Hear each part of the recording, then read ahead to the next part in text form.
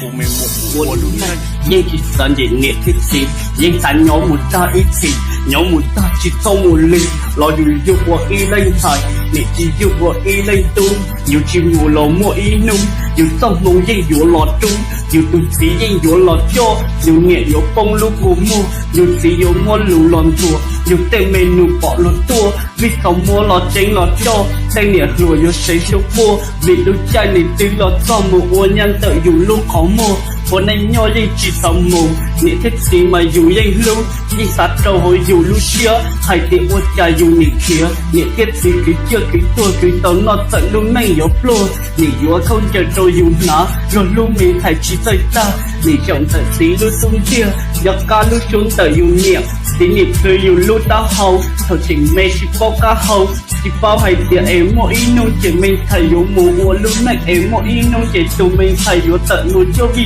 dân. Cái này luôn này, dấu mò mình nhộ lọ phú vào phú luôn chế. Mình thấy yếu tố này lúc không khổ, tốt rồng bảo lì tú thê. Dấu mò lưu người tú xí, do trong nghĩa thiết xí cho cứ đi. Dấu mò ua, đồ linh này, mù ta ít xía, ít xí.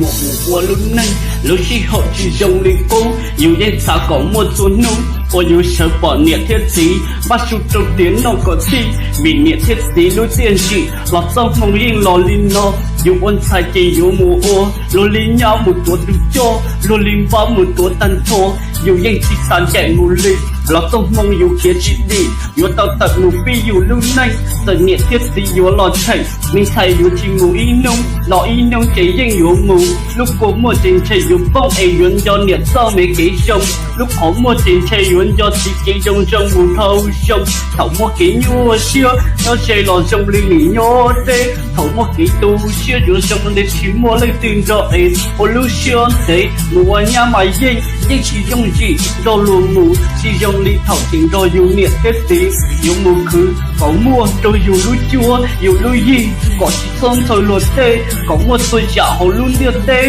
bên này luôn nhanh, dù mua mình nhổ lọc phú vợ phú lưu chế, mình thấy yếu tố này lưu không khổ, tốt chuông bảo đi tù tê, dù mua lưu này tù xí, nó trong nhiệt thiết tí cho cứ đi, dù mua ô, lưu lý nhó, mù ta ít xíu, ít xí.